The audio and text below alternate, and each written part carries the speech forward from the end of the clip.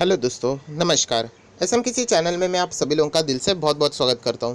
दोस्तों, इस वीडियो का जो मेन टॉपिक है वो आने वाला हफ्ता जो कल के दिन से स्टार्ट होने वाले 5 दिन वापस मार्केट यहाँ पे रिज्यूम रहेगा। कोई भी बीच में छुट्टी नहीं है, कंटिन्यूसली ये मार्केट यहाँ पे चलने वाला है। सो ये 5 दिन में कौन कौन सी इंपॉर्टेंट चीज़ें हो सकती है उसके ऊपर हम लोगों को फोकस रखना है। कुछ चीज़ें ऐसी रहेगी जो इंडिविजुअल स्टॉक्स के ऊपर ही प्रभाव डालेगी, कुछ चीज़ें ऐसी रहेगी वो पूरे मार्केट के लिए इंपॉर्टेंट रहेगी।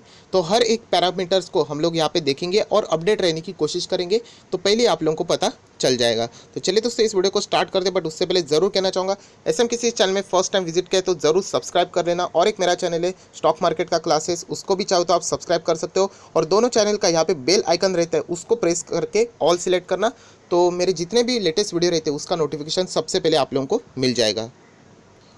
दोस्तों, इस हफ्ते की सबसे कोई इंपॉर्टेंट पहली बात रहेगी तो ऑब्वियसली रोजरी बायोटेक का जो आईपीओ है उसकी लिस्टिंग।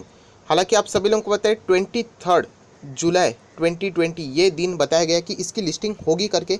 वापस कह रहा हूँ, ये कोई गारंटी नहीं होती है, बट यहाँ पे बताया जा रहा है कि अगर सारे चीज़ें नॉर्मल रही तो 23 तक हम लोगों को ये लिस्टिंग होते हुए देखने को मिलेगी। अगर हम लोग बात करें इसका सब्सक्रिप्शन की तो बहुत ही ज़्यादा ओवर सब्सक्राइब हो चुका था, आप सभी लोगों को पता है।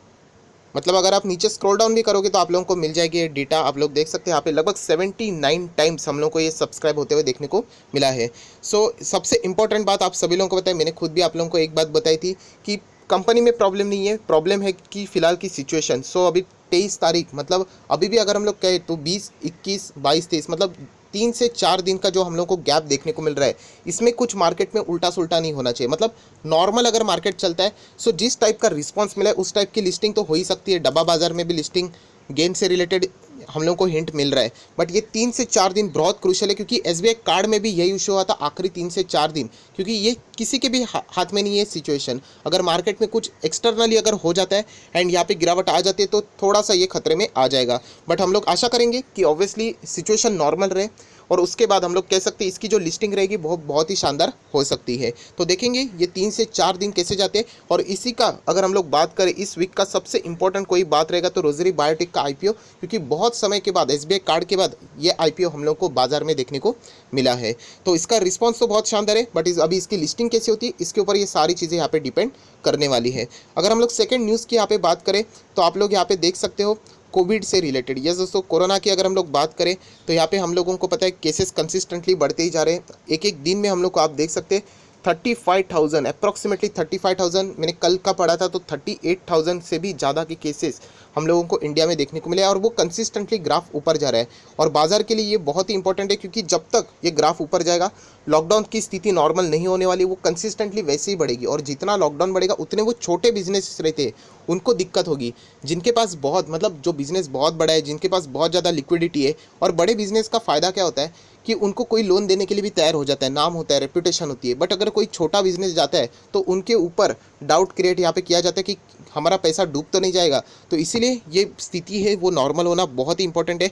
हालांकि एक बात तो हम लोग ज़रूर कह सकते हैं कि यहाँ पे केसेस बहुत बढ़ रहे हैं, बट यस हमारी रिकवरी जो रेट है वो भी कंपैरेटिवली बाकी जो देश है उससे बहुत ही अच्छी है। तो एक राहत वाली बात तो ज़रूर हम लोगों को सुनने को और देखने को मिलती है। उसी के साथ साथ यहाँ पे कुछ एक्सपर्ट ने, ऑब्वियसली एक्सपर्ट मतलब मार्केट के एक्सपर्ट नहीं, जो मेडिकल फील्ड के एक्सपर्ट है, उन्होंने यहाँ पे बताया कि यहाँ पे लगभग 2 से 3 महीना यहाँ पे लग सकता है इंडिया को अपना ग्राफ को स्टेबल करके नीचे लाने के लिए।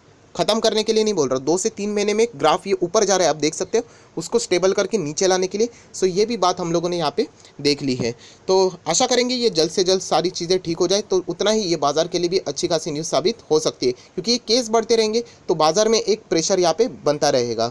तो चलिए दोस्तों, नेक्स्ट यहाँ पे कुछ इंपॉर्टेंट न्यूज़ है, तो आप लोगों को बताना चाहूँगा कि रेलवे स्टॉक्स, यस सारे रेलवे के जितने भी स्टॉक्स हैं उनके ऊपर आप लोगों का नज़र रहना चाहिए, क्योंकि रेलवे के प्राइवेटाइजेशन से रिलेटेड 151 ट्रेन, आप सभी लोगों को पता है 109 रूट पे प्राइवेट यहाँ पे करने के लिए बिडिंग भी की जाने वाली है। बहुत सारे बड़े नाम्स भी सामने आए थे, जैसे कि टाटा भी आ सकता है, अदानी भी आ सकता है, रिलायंस का भी नाम सामने आ सकता है, एसएल ग्रुप का भी नाम सामने आ रहा था। सो इससे रिलेटेड ऑलरेडी मैंने एक वीडियो बना दिया था, आप चाहो तो ऊपर यहाँ पे आई बटन पे क्लिक करके देख सकते हैं कि रेलवे के लिए कौन कौन बिड कर सकता है, कौन रेलवेज को चला सकते हैं। सो इसीलिए इस हफ्ते इससे रिलेटेड हम लोगों को कुछ ना कुछ इंपॉर्टेंट न्यूज़ यहाँ पे देखने को मिल सकती है। शायद से वेडनेसडे के दिन ये न्यूज़ आ सकती है या फिर उससे पहले भी आ सकती है, बट आप लोगों ने मतलब अपडेट इससे रिलेटेड आ सकती है। तो ये सारे रेलवे से रिलेटेड जो भी स्टॉक्स है इनके ऊपर आप लोगों ने फोकस रखना है। अभी इनमें रैली कब आएगी? अगर कोई बड़ा अच्छा रेप्यूटेड ग्रुप अगर रेलवे को प्राइवेटाइजेशन से रिलेटेड आता है तो डेफिनेटली इनके लिए अच्छी बात होगी। अगर कोई अच्छी बिडिंग नहीं हो जाती है, जैसे कि एयर इंडिया, आप सभी लोगों को पता है कोई वहाँ पे ज़्यादा खरीदने के लिए इंटरेस्टेड नहीं है। बात अलग है, एयर इंडिया और रेलवेज की रेलवे बहुत ही प्रॉफिटेबल है, बट बताना चाहता हूँ कि बड़ा अगर कोई निवेशक आता है तो यस, ये स्टॉक्स में हम लोग को और भी तेज़ी देखने को मिल सकती है। बट ये सारी चीज़ें इफ़ कंडीशन के ऊपर है, अगर कोई आता है तो, और कौन आता है उसके ऊपर ये सारी चीज़ें डिपेंड करने वाली है। सो रेलवेज के जितने भी स्टॉक्स है आप लोगों ने ज़रूर उनके ऊपर फोकस रखना चाहिए। तो चलिए दोस्तों, इस हफ्ते की नेक्स्ट अगर हम लोग बात करें तो ऑब्वियसली Q1 के रिजल्ट, यस Q1 की कुछ रिजल्ट यहाँ पे बड़े बड़े आने वाले हैं, जिसमें अगर मैं बात करूँ तो SBI कार्ड है, बजाज फाइनेंस है, बजाज फिनसर्व है, लार्सन एंड टुब्रो है। बहुत बड़े बड़े रिजल्ट हम लोग को यहाँ पे देखने को मिलने वाले हैं। पर उसके भी सबसे खास अगर मैं बात करूँ तो अभी के जो Q1 के जो रिजल्ट हुए थे, मतलब HDFC बैंक के, उसका रिएक्शन हम लोग को कल देखने को मिलने वाला है। एंड इसीलिए बैंक निफ्टी ये एक बहुत ही इंपॉर्टेंट फैक्टर है। सो कल आप लोगों ने ज़रूर बैंक निफ्टी के ऊपर भी फोकस रखना है, क्योंकि HDFC बैंक के जो रिजल्ट हम लोग को देखने को मिले एक्सपेक्टेशन के मुताबिक तो आए हैं, परफॉर्मेंस दिए। देखिए सब कुछ आपको अपने मन से तो नहीं मिलेगा, क्योंकि इतना एडवर्स सिचुएशन बाजार में चल रहा है, तो 19-20 तो चलेगा, बट उसमें भी कंपनी ने अच्छा रिजल्ट दिया है। बहुत सारे लोगों को ये भी सवाल थे, अगर नीचे गिर गया तो बहुत अच्छी बात है, खरीद लेना। लॉन्ग टर्म निवेशक को तो याद रखना, ये बाजार में ये सारी चीज़ें होती रहती है, तो आप वहाँ पे फ़ायदा उठा सकते हो। सो बैंक निफ्टी के लिए बहुत ही इंपॉर्टेंट दिन है कल का भी, एंड इसीलिए आप लोगों ने कल 20 तारीख को भी बैंक निफ्टी के ऊपर भी फोकस ज़रूर रखना चाहिए। अगर हम लोग थोड़ा सा और आगे जाएँ तो आप यहाँ पे देख सकते हैं वैक्सीन से रिलेटेड कुछ अपडेट यहाँ पे सामने आ रहे हैं। जैसे कि आप सभी लोगों को पता है 150 देश, yes 150 countries, more than 150 countries यहाँ पे कोविड-19 वैक्सीन बनाने के लिए यहाँ पे काम कर रही है। अगर मैं इंडिया की भी बात करूँ तो यस, इंडिया में 2 चीज़ें चल रही है, एंड हम लोग फर्स्ट एंड सेकेंड स्टेज की प्रिपरेशन कर रहे हैं। सबसे एडवांस अगर हम लोग बात करें तो आप सभी लोगों को पता है 2 कंट्रीज़ है, एक है अमेरिका एंड सेकेंड है रशिया।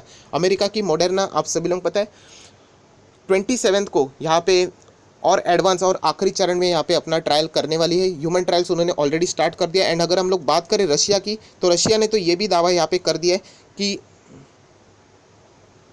उनके जितने भी ट्रायल थे वो यहाँ पे एब्सोल्युटली फाइन यहाँ पे आ चुके हैं, मतलब पॉजिटिवली सक्सेसफुली हो चुके हैं। एंड यहाँ पे वो लगभग अगस्त मंथ तक इसका मतलब जो वैक्सीन रहेगा फाइनलाइजेशन वाला, वो यहाँ पे मार्केट में उतार सकते हैं। अभी इसका जो हम लोग बात करें कि सच्चाई इसमें कितनी, इसको कितना रिस्पॉन्स मिलता है, ये सारी की कहानी हम लोगों को बाद में ही देखने को मिलने वाली है। उसके बाद हम लोग थोड़ा सा यहाँ पे कमोडिटीज़ के ऊपर बात करेंगे। ऑब्वियसली गोल्ड ये बहुत ही इंपॉर्टेंट है। बहुत सारे शेयर्स ऐसे हैं जो कि गोल्ड से प्रभावित होते हैं। अगर गोल्ड महंगा हो जाता है तो आप सभी लोगों को पता है टाइटन जैसी दिग्गज कंपनी यहाँ पे नीचे गिर जाती है। गोल्ड अगर महंगा हो जाता है तो मुथूट फाइनेंस जैसी कंपनी के लिए अच्छी बात होती है, क्योंकि ये लोन्स, उनका जो कारोबार है वो गोल्ड से रिलेटेड लोन प्रोवाइड करने का कारोबार है। सो गोल्ड के प्राइसेस अगर हम लोग देखते हैं तो अभी 51,000 के आसपास जा चुके हैं, कंसिस्टेंटली बढ़ रहा है। कभी भी बाजार में सिचुएशन हो जाती है, इक्विटी मार्केट में अनसर्टेनिटी क्रिएट हो जाती है, पूरी दुनिया में भी अगर कोई ऐसी सिचुएशन अभी जो क्रिएट हुई है, ऐसी अगर आगे भी हो जाती है तो याद रखना गोल्ड के प्राइसेस हमेशा बढ़ जाते हैं, क्योंकि बहुत ज़्यादा लोग गोल्ड में निवेश करना पसंद कर देते हैं। एंड यही चीज़ हम लोग को यहाँ पे देखने को मिली है। सो बहुत ही गजब का परफॉर्मेंस रहा है गोल्ड का, जो कि आप लोगों ने यहाँ पे देख लिया है। उसके बाद यहाँ पे हम लोग बात करेंगे क्रूड ऑयल की। फिलहाल की क्रूड ऑयल आप लोग देख सकते हैं $40 के नीचे प्रति बैरल यहाँ पे नहीं जाएगा, जब तक रशिया एंड सऊदी में जो प्रोडक्शन कट से रिलेटेड जो बात है उसको सक्सेसफुली जब तक वो आगे लेके जाएंगे, तब तक ये $40 के ही ऊपर रहेगा।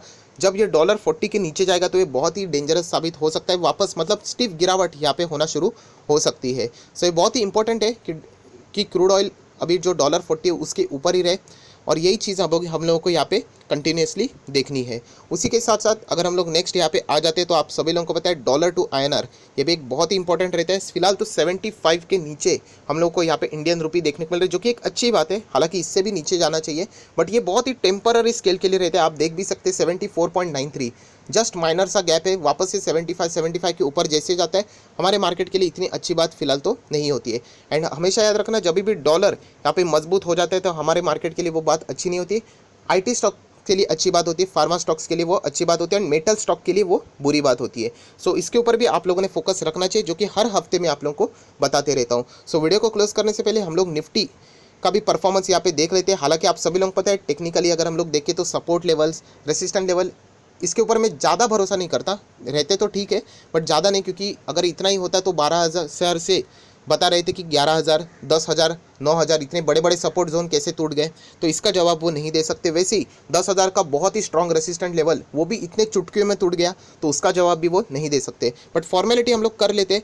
बहुत सारे लोग पूछते हैं सर ये कैसे पढ़ने का, तो ऊपर आई बटन पे इससे रिलेटेड मैंने वीडियो बनाए, आप लोगों को समझ में आएगा कि सपोर्ट और रेसिस्टेंट लेवल कैसे फाइंड किया जाता है। बहुत ही सिंपल लैंग्वेज में समझाए, कोई डिटेल में जाने की कोशिश मैं यहाँ पे नहीं कर रहा हूँ। सो सबसे पहले अगर हम लोग बात करें जो सबसे बड़ा ओया बिल्टअप हम लोगों को होते हुए देखने को मिल रहा है, तो बहुत दूर की अगर हम लोग सोचे तो 10,000 का लेवल बहुत स्ट्रॉन्ग सपोर्ट लेवल है। मतलब सबसे स्ट्रॉन्गेस्ट सपोर्ट लेवल फिलहाल हम लोगों को 10,000 ही देखने को मिल रहा है, जहाँ पे हम लोगों को फ्रेश यहाँ पे एंट्रीज भी देखने को मिल रही है,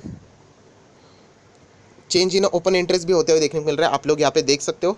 बट ये बहुत ही दूर का है। अगर हम लोग नज़दीक का देखें तो यहाँ पे मैं आप लोगों को बताना चाहूँगा बहुत ही क्लोज सपोर्ट जोन, जहाँ पे 10,700 फिलहाल यहाँ पे देखने को मिल रहा है। एंड अगर यहाँ पे हम लोग बात करें, वहाँ पे भी चेंज इन ओपन इंटरेस्ट अच्छा खासा देखने को फिलहाल मिल रहा है। एंड बहुत उससे भी नज़दीक अगर आपको चाहिए कॉन्फिडेंस वाला, तो 10,800 का लेवल फिलहाल यहाँ पे देखने को मिल रहा है। सो सबसे स्ट्रॉन्गेस्ट सपोर्ट जोन 10,000 का है, जो कि यहाँ पे आप लोग देख सकते हो। उसके पहले अगर हम लोग कहें 10,700 और उससे भी पहले 10,800 का लेवल यहाँ पे देखने को मिल रहा है। हालांकि आप सभी लोग पता है ये टाइम टू टाइम चेंज होते रहते हैं। 10,900 का लेवल भी कोई ख़राब लेवल नहीं है, बहुत ही ज़बरदस्त सपोर्ट जोन यहाँ पे देखने को मिल रहा है।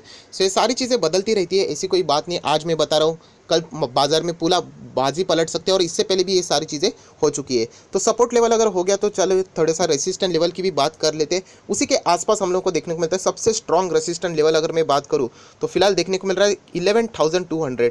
मतलब इसको तोड़ने के लिए बहुत ज़्यादा प्रॉब्लम हो सकता है। फिलहाल तो चार्ट पैटर्न से ये देखने को मिल रहा है। हालांकि एक न्यूज़ काफ़ी है ये सारे सपोर्ट और रेसिस्टेंट लेवल को तोड़ने के लिए। सो ये भी चीज़ आप लोगों ने ज़रूर नोट डाउन करनी चाहिए। उसी के साथ साथ अगर क्लोज रेसिस्टेंट लेवल की बात करें, सो फिलहाल हम लोग को यहाँ पे 11,000 का ही बहुत ही नज़दीक का रेसिस्टेंट लेवल देखने को मिल रहा है। एंड उससे पहले अगर हम लोगों ने देख लिया था 11,200, और उसके भी बीच में अगर हम लोग बात करें 11,100 का रेसिस्टेंट लेवल देखने को मिल रहा है। ये सभी 100 के गैप से ही हम लोगों को देखने को मिलते हैं, इसमें कोई बड़ी बात यहाँ पे नहीं है। सो इसके ऊपर भी आप चाहो तो फोकस रख सकते हो, बट मेन जो हमारा टारगेट रहता है हमेशा न्यूज़ के ऊपर रहता है, स्टॉक्स के ऊपर रहता है। सो आई आशा करता हूँ दोस्तों जितने भी इंपॉर्टेंट न्यूज़ थे मैंने आप लोगों को यहाँ पे बता दिए। सो आप लोग यहाँ पे अपडेट हो चुके होंगे, तो जरूर इस वीडियो को लाइक कर देना, दोस्तों के साथ शेयर कर देना। So that's it, thank you very much दोस्तों, we will be meeting in next video. तब तक के लिए बाय बाय।